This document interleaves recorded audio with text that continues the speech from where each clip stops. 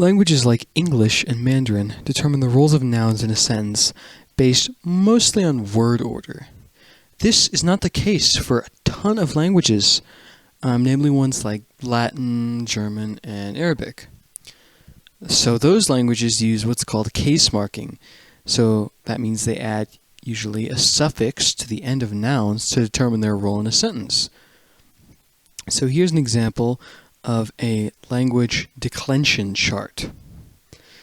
Nominative is the linguistic term pretty much for subject, accusative is the term for object, and genitive is usually used to show possession. So let's translate a sentence from English into just some language I've made up. So our sentence is going to be, the soldier killed the enemy. So let's just make up some words for things really quick.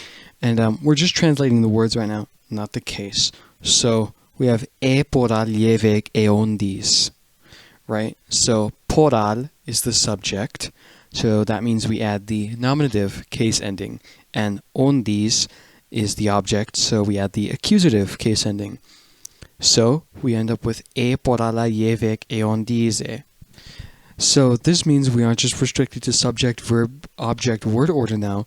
We can change it to something like maybe verb, subject, object.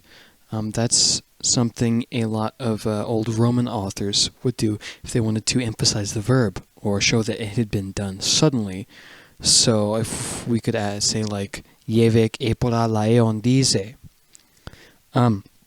Now let's try translation with the genitive case. And also we're going to throw a plural in. So if we have the sentence, the soldier killed the enemy's horses, and let's say the word for horse is like ewas. So translated as before with the case endings, we have porala llevek eondise ewas.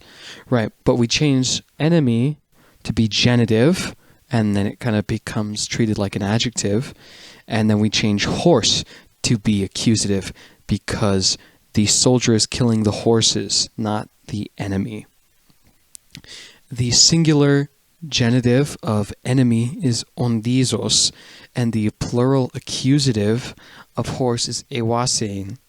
So that leaves us with porala llevek eondizos ewasein.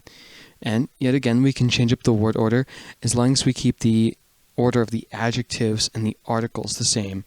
So we couldn't really say something like llevek porala ondise or something like that.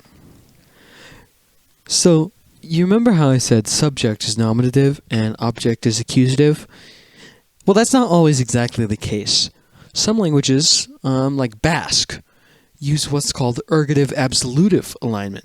So this means that instead of treating the sole subject of an intransitive clause like the subject, you treat it like the object. So you case mark it like the object. So you wouldn't put the sole subject of an intransitive clause in nominative, you would put it in accusative. Well, actually, you would put it in absolutive, but ergative is nominative and absolutive is accusative, pretty much.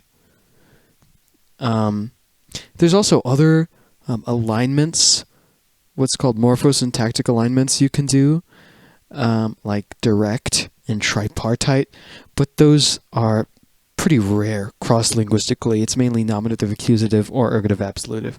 Nominative accusative is, I think, by far the most popular, though.